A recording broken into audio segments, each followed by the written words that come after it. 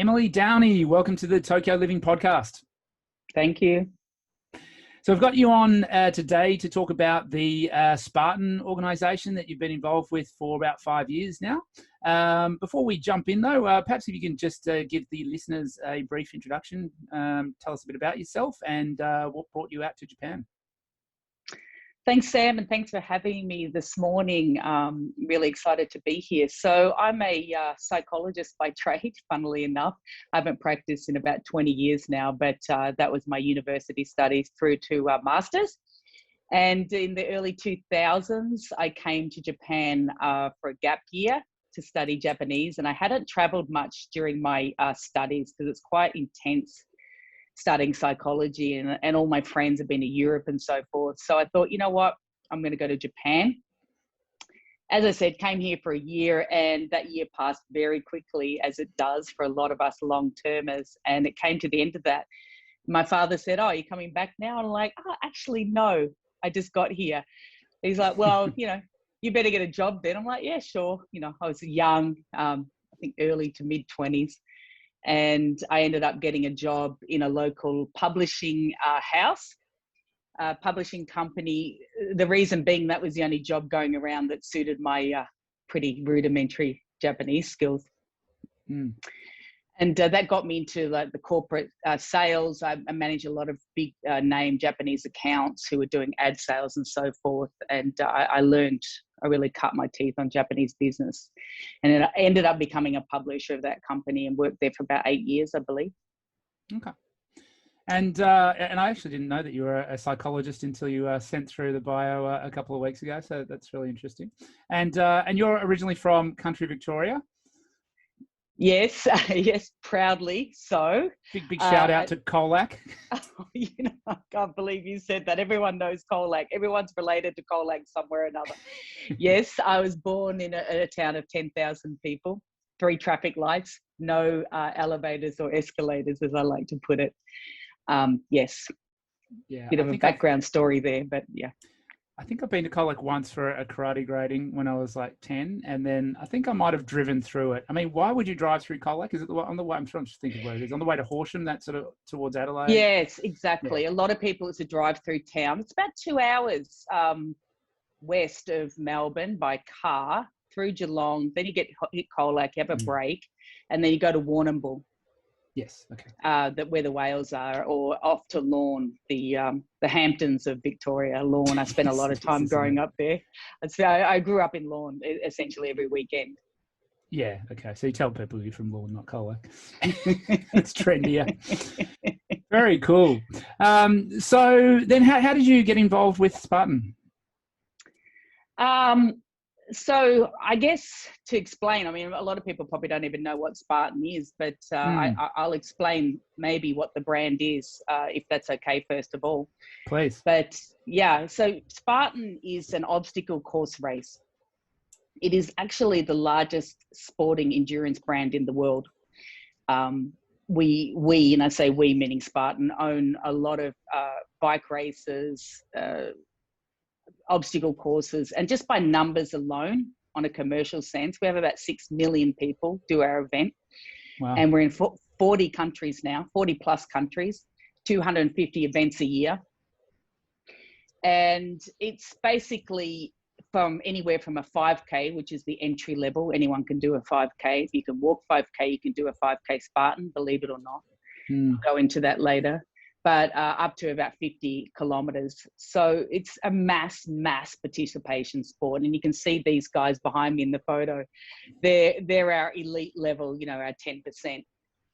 But it really is a mass participation sport. We have people from 5 to 75 or 80 plus years of age participating, including in Japan. So how I got involved, after I finished the publishing work, popped out a couple of kids on the way, as you tend to happen in life. And I was approached with one of my old colleagues, a guy called, I hope it doesn't mind me mentioning, but William Ramsey. And he mentioned this thing called mud run or obstacle course racing. This was probably about 2013. Right. Being in Japan so long, I'd never heard of it. Honestly, I'd never heard of it. I've been a bit out of, society, in a sense, living in Japan. And I looked it up, or I Googled it. And I'll never forget that moment when I saw, people doing these fun things like a Sasuke type obstacle race. And I'm like, oh man, we've got to bring this to Japan, Mm. And William, or Billy, is quite an entrepreneurial guy as well. I'd known him from very early on in my journey in Japan. And we're like, yeah, well, there's a company coming here. It's called Warrior Dash. I don't know if you remember that one, Sam, but Warrior Dash. I ended up partnering with them. I wasn't running the company, unfortunately, but I was partnering with them, and William and I were investors in that company. We had 2 or 3 really successful races. Then along came Spartan, which is the giant in the industry. It's by far the largest brand globally in this sector. Yeah. And by chance, the founder, a guy called Joe DeSena, the founder and owner of Spartan, who founded the company in around 2010, moved with his 4 kids and wife to Japan. They'd just done a stint in Singapore for a year, and they came to Japan just to live there with their kids. The kids are really athletic. There was martial arts and so forth involved in that decision. So they essentially came here for a gap year. But of course, Joe, being Joe, wanted to launch the brand here as well. Mm. And it was very serendipitous, as life tends to be for us living in Japan. Look, of course, he wanted to start the business here, and a few people had tried to bring it here before, but it really didn't work. You have to be on ground. So as the founder, he said, I want Japan. We're missing Japan in our portfolio. It's an important market, particularly on the sponsorship side, which I'll go into later. So he moved here, and I met him 3 days in through our mutual friend, Menya. Yep. He had found Menya through someone said, he needs a personal trainer. So Menya was connected to him, and Joe started talking about these mud runs and things. And Menya knew me and my background. He goes, I've got the perfect one for you. So I said, and when I heard this from Menya, he said, Joe DeSena's in town. And for me, that was like the god of my industry. And I'm like, you've got to connect us. Yeah. So I'm like, now connect us. And he connected us in 24 hours. And I met Joe, and it was like lightning strike. And we sat down for about 30 minutes, and we planned out our first event. And that was in September 2016 that we met. And then we planned our first event for May 2017. So it was 6 months and change. Hmm. And just has Joe sort of done this before, where he's actually gone and lived in other countries? You said he was in Singapore. Was he sort of there to set up Spartan there, or is this his approach when he's set up in other countries to actually live there, or is he sort of sent people to set up the organisations in the individual countries? That's a great question. So the bulk of the product, and I do call it a product, I'm very business oriented. So it's a race. When I say product, the race and the fitness product is the bulk of it is in US. But a lot of companies are happy to stay in the US, but Joe is much more worldly and global. And now over almost half the business is international. For the most part, he didn't come to the countries and set up, other than Singapore, which was a huge success in Asia. Singapore, when he went there, I think they had 8,000 people on the first race day. And then that expanded out through Asia. He got a manager for the whole of that region. And Japan was the second country he came to. But as far as Europe, UK, they could more easily find people there for a product like this. Yeah. So Asia, as you know, is much more, you have to be in market. You have to know people in market. So they're the only 2 cases that he did. Yeah.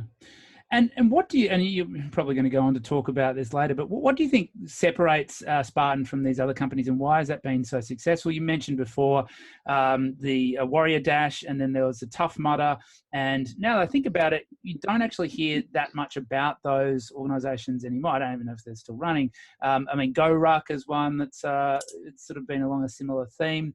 But now, I guess in the fitness industry, you sort of hear about facilities trying to encourage their members to do something together.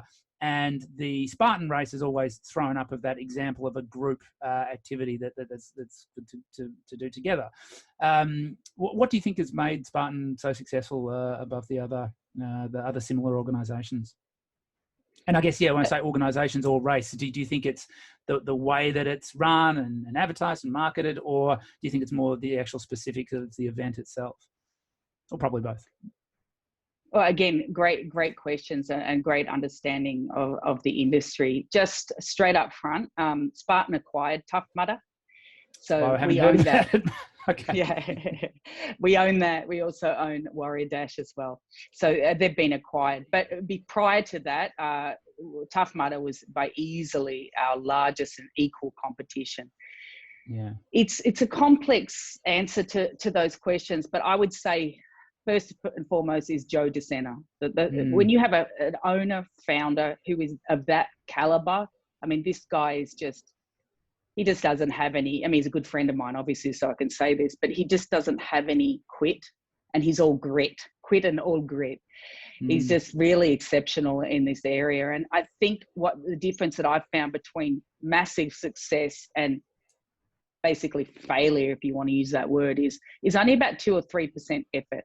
Okay, so most people get to about 97%, and that's when it gets tough, and they get there, but 3% more. And someone like Joe, who also trained me in that way to get that extra 3%, really the only difference between really good household name success than just being average. But they are different products. Tough Mudder, we've kept that as a very different product. It's more of a fun run.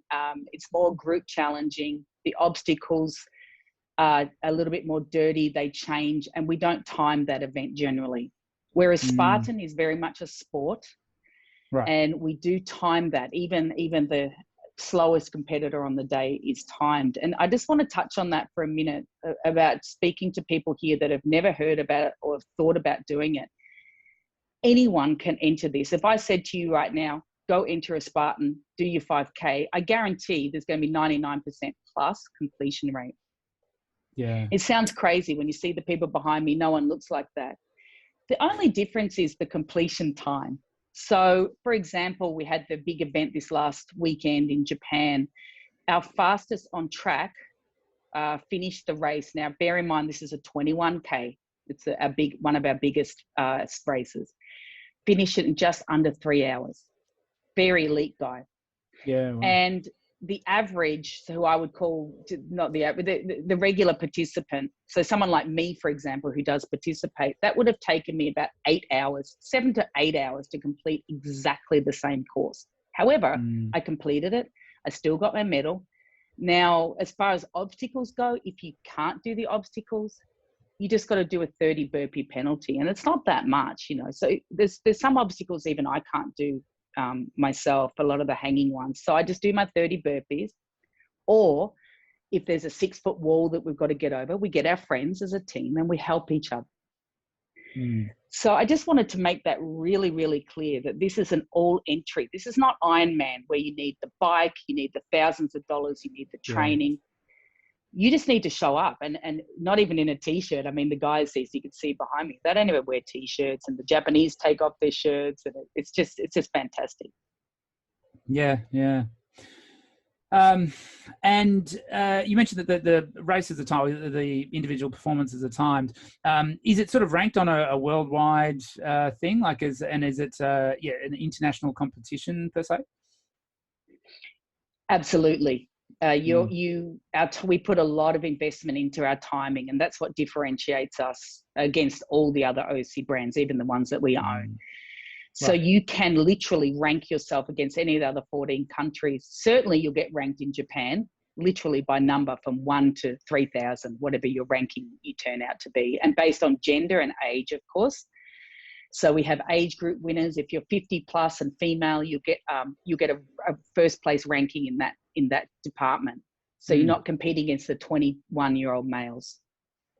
And there's prizes and medals for those individuals as well. So yeah, timing, I think, is the biggest key in ranking. And people like to see themselves improve, even if they've started at 8 hours for their first event, and then the next one They'll get 6 hours plus. There's progression there. And I'm not saying don't train for this. I'm just saying you don't need to. Now, of course, a lot of people do. Once you put that race in the calendar and just commit to it, even if it's 6 months out, immediately start to change. And that's because of fear of failure, fear of dying, fear of injury. Okay. So you start eating better, you drink less, you start training, and you can train anywhere. Of course, we have people at Club 360 training for Spartans. You don't need a specific program. You just need to, up your body weight, strength, and your cardio. That's all you need. Spend a bit of time on the stairs and so forth. So there's no real barrier to, as I said, to entry. But that transformation begins as soon as you sign up. And we have tons of word of mouth, especially in Japan. We've done a lot of digital marketing. It's one of our specialties in Japan. And Spartan generally, we came in at a time where digital marketing, Facebook ads, Instagram wasn't that much. And we really amped that up. And now it's just word of mouth. So people see the photos, their friends want to do it. I think it's about 25 to 30% are referred from their friends or their groups that have done it here in Japan. Yeah. And so what's a schedule look like for Spartan in Japan? I mean, how many races are you holding? And you mentioned that you have a 5K race and a 21K race. Do you do those all in one event, or are they separate events for separate times? How does it work like that? So typically our race year starts in January or February. And now I'm talking for Japan, but this is also globally, but I'll talk about Japan just as an example. So we start a race in January, February. Yes, it's cold. Yes, that's not an issue. We typically start with a stadium or a 5K race. So that brings into the funnel masses of people that have either never tried or want to start their year. So they get their 5K done. Then we'll have a spring race where it's a 5K to again gather the mass participation, and then the 10K. So those people can level up who've done the 5K. Then we'll have another 5 or 10 in the middle of the year when it's a bit warm, again, just to capture as many people as we can into the funnel. And then come fall time or autumn, as we've just had this past weekend in September, we have a 21K, which is the pinnacle event. Now, not everyone does the 21K. However, if you do a 5K, a 10K, and a 21K in 1 year, there's gamification in that. You get a special medal or a series of medals, and you've earned what they call a trifecta. And that's very, very popular in Japan. We've had thousands of people earn their trifecta over these past 4 years of operation here. But some people don't do the 21. I'd say at least, a half of the people don't do a 21. They're happy to do the 10 or the 5. And we have something for everyone in that case. And then coming end of year, we have another stadium or a 5K around December. So we're looking at about 5 events a year, which is on track. And we're back to that in 2021. So these are back to our 2019 levels post-COVID. Yeah. I guess that's the elephant in the room, the COVID and how that has affected the race or affected the events over the last 18 months. How many events did you have to put off or postpone or cancel? And then how has that sort of affected the numbers coming back into the races that you've done this year? Good question. So we had to cancel every single event globally in 2020 within a matter of weeks. I believe it was March or April, obviously around that time globally. Joe was in Greece at one of the sort of opening pre-ceremonies for the Olympics, and he was on a plane coming back, and I was one of the people to contact him saying, this is serious. We're going to shut down Japan, and you're going to shut down Asia and so forth. So that happened, but that affected everyone. Obviously, the whole company is built to survive that, as long as it only lasts as long as it did. There were various procedures that went ahead. I mean, it's quite a large US company. It was well looked after in a sense of terms of government support and so forth. Japan as well. So we just hit the pause button and we waited. But having said that, I think Japan was one of the last races on the planet of 2020, and we had a race in December, I want to say 2020. And I think we had one in February. So we were kind of like bookending the race calendar, which I was really proud of.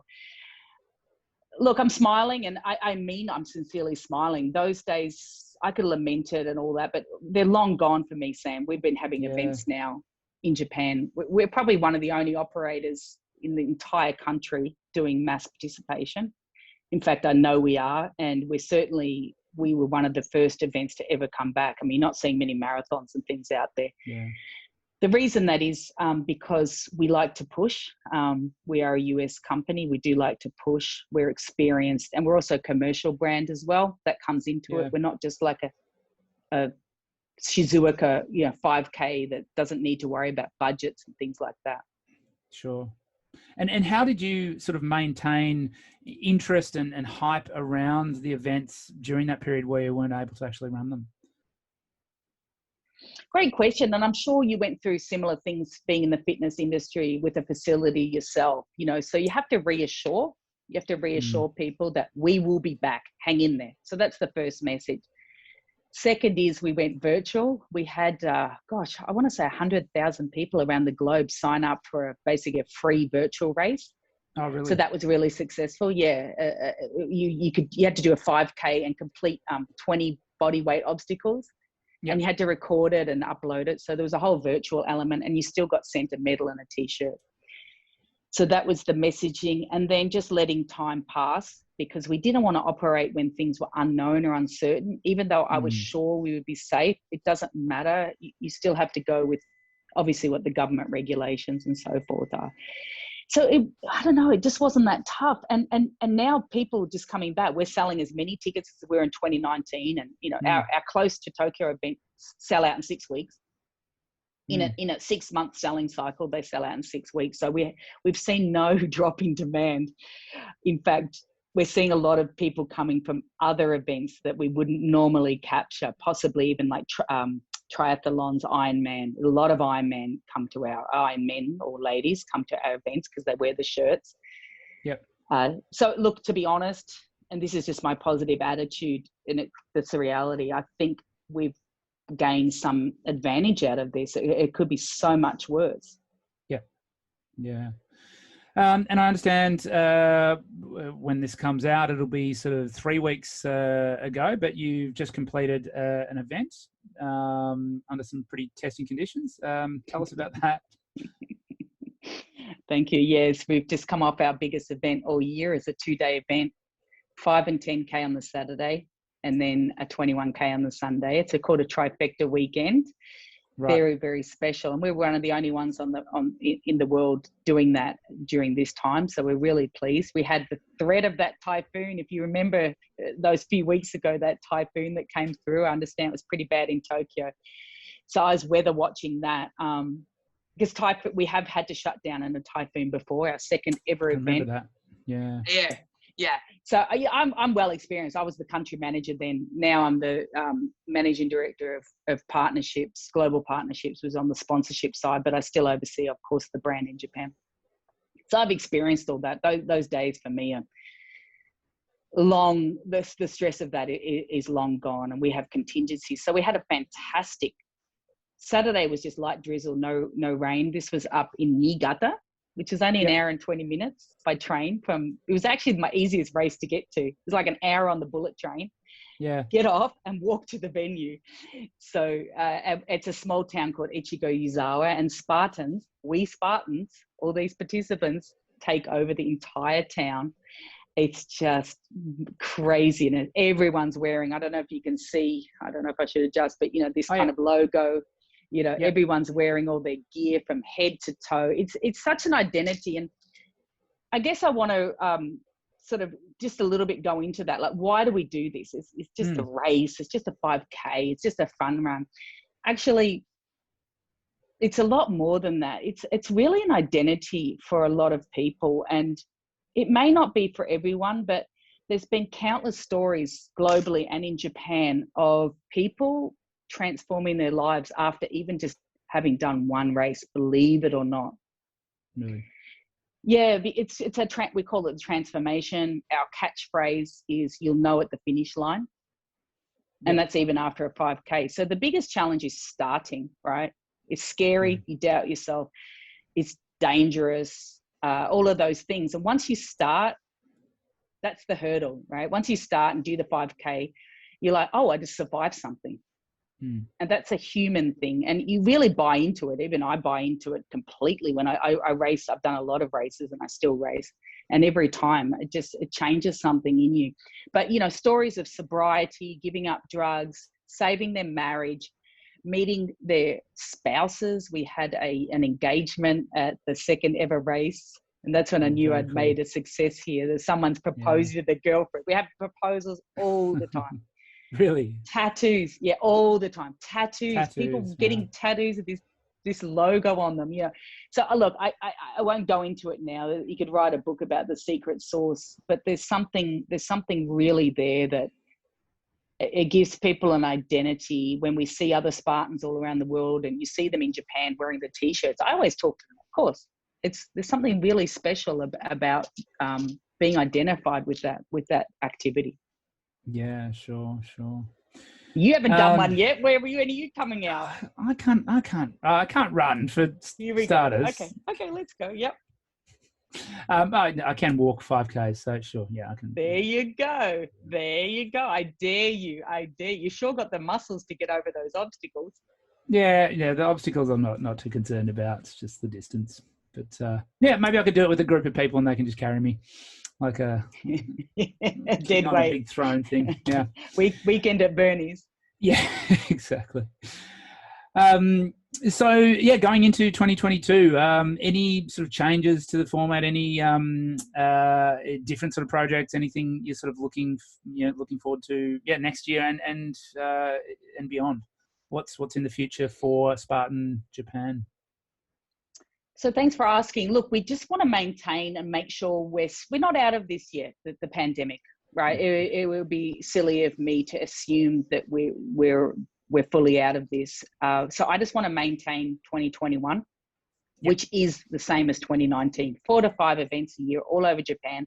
I want to maintain that our tickets are selling, that it's interesting to people, that we're just continuing and maintaining. That's all I ask. And that might not seem much, but to be honest, it really is, because I think globally in business in general, let alone sports, still has some ways to go. I don't know about other variants coming. I don't think about those things, but I think now with the vaccinations and so forth and the numbers coming down so much, I think we're on a good trajectory out.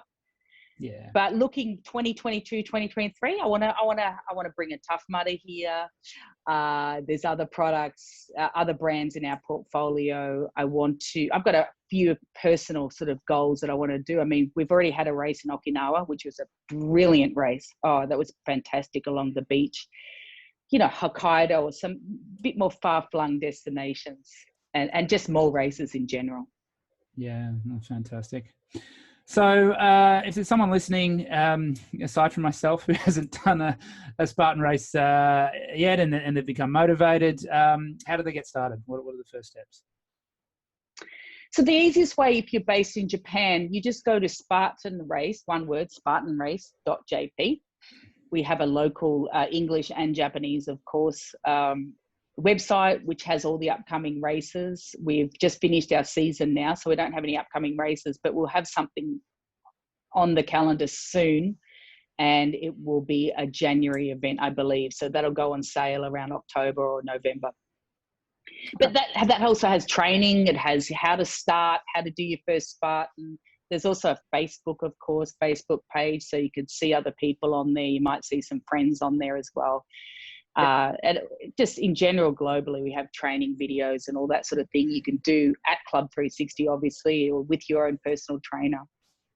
Yep, fantastic. I should probably make that a goal for the next year or two to try and get a Spartan race done. It does sound like a lot of fun, and and it's something that I think we could do as a facility, and I'm sure that you probably get a lot of companies and and businesses doing this race as a team? Do you find that you've had any stories of people that have found it beneficial just from like I hate the word team bonding, but as an exercise to do as a group to improve their from a business? Well, now I can see where your bias is coming from. You don't like team bonding. Well, that's interesting. I'm going to work on you. No, I just don't like the term. The term. Yes, we've countless companies, corporate companies have been involved. I could even name, 50 to 100 corporates, and they do in-house training. They join as groups. Obviously, Rakuten, our global sponsor, not just Japan sponsor, our global sponsor, which I procured in 2019.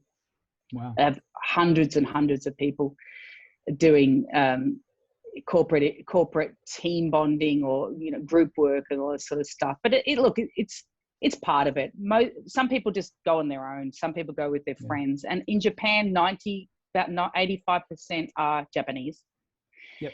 40% are women. You can't really see behind me. This is an American or a group from overseas, but so we have a lot of Japanese women doing this, and boy, they're just amazing. And the last thing I want to mention too, related to you, Sam, is kids. We haven't talked about kids, and we have kids races. Yeah, you said as young as 5. Yes, and they don't do the adult course. Let me be clear. The adult course is from 13 or 14. We have 2 kilometre, 1 kilometre, 2 kilometre kids races, and we have 125,000 kids globally. I think it makes us one of the biggest kids commercial. I think we're the biggest kids commercial sport. So those of you with kids, please look up Spartan Kids. They're what I'm really proud of is the kids, and you have your, I believe your 6-year-old or so forth. You could even if you don't want to do it, you can come out and bring your kids out to do it, and the joy of seeing these kids. Yeah, with my stopwatch. A lot of people do. A lot of people do. At the moment, he's obsessed with training. He'll go to the park, and Alex will sort of go up and down the slide, but Max will be doing chin-ups and things on the monkey bars. And sounds like he needs a Spartan kid. Yeah, right up his alley. Sounds perfect. Well, I'll be sure to include you in the next one for sure, and I'll send out a little reminder email and a personal invite to come on down. I look forward to it. All right. Well, thank you very much for your time, Emily. That's some fantastic story of how you've developed this brand in Japan. And, obviously, I know a lot of people that have been involved as participants and really love the experience. So congratulations on what you've achieved with Spartan. And thanks very much for your time today. You are welcome. Thanks so much. All right. Have a great day. Bye.